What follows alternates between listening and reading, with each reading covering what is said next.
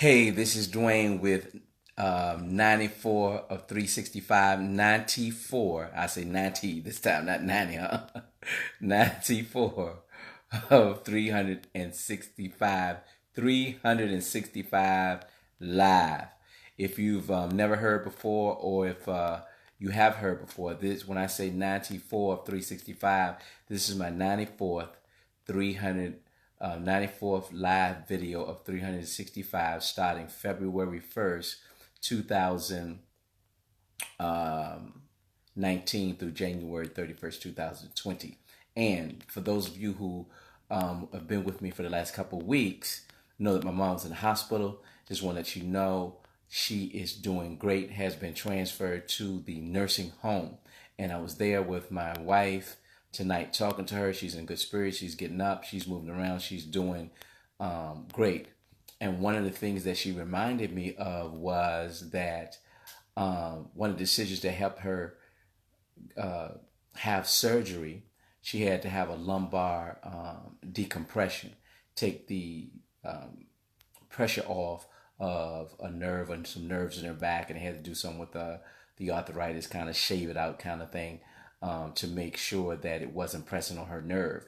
And she had to have a lumbar decompression. Well, before she made the decision, we were talking the pros and cons, and she reminded me tonight of one of the things that helped her make her decision. She said, when you said to me that older people always say, and this is what at least the older people I know always say, I'm not going to let anybody cut on me, right? If you're familiar with that, give me a high five or a thumbs up or something, or put a comment on that.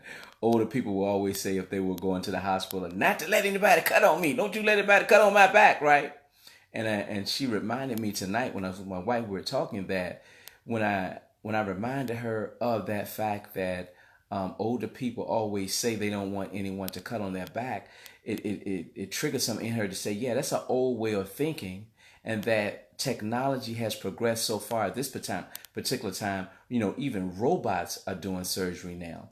And she said after she thought about that, that helped her make a decision to go ahead and have that lumbar decompression, because the advancement in technology is such a place that the doctor told her it was a 98% success rate, right?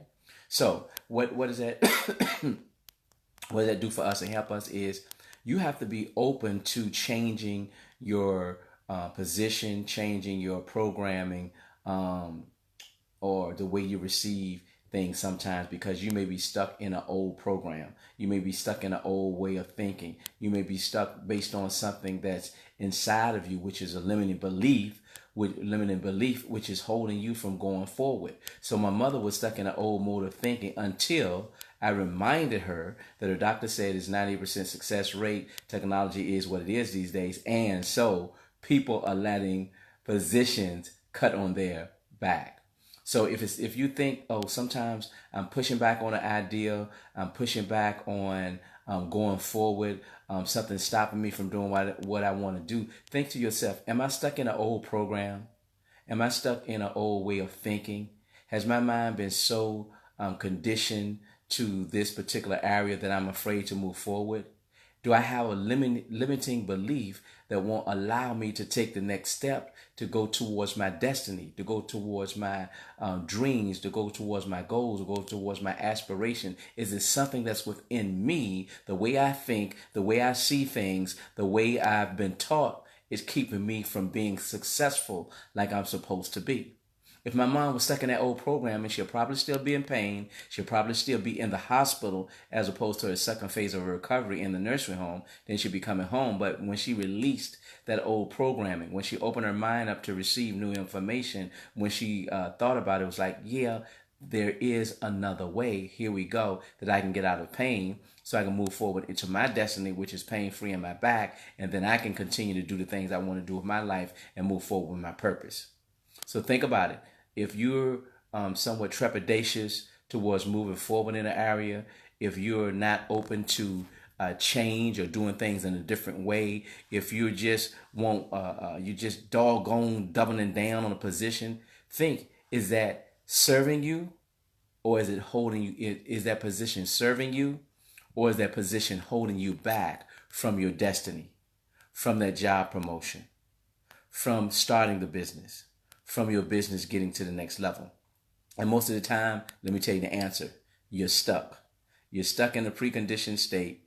You're being held back by limiting belief. And it's time for you to open your mind for change, seeing things in a different way, and perhaps taking a risk and stepping out on fear. So I want to you need to thank Mom, right, for this live tonight, because she inspired me and reminded me. And I feel so good that she would be respectful of me, because they call me the baby boy. Okay, I put it out there. I'm the baby boy. I'm the youngest of the family, right? That she was respectful of me, that I was able to change her limiting belief in an area to help her move forward in her life from a position of pain to a destiny of being pain-free. So if you want to move from a position of pain into your destiny of being pain-free, then you're probably going to need to get rid of some limiting beliefs, or at least be open to change, or at least be open to doing some things in a different way. I'm so glad I can spread that good news from you, not only from my mom, but this is a concept, this is a principle that really, really, if you take it to heart, if you share it with people, if you think it through, you'll probably be ready to take your next step towards living the life that you have imagined. What we're doing, we move from worry to winning. And I definitely see you on the other side. 94 of 365 Live.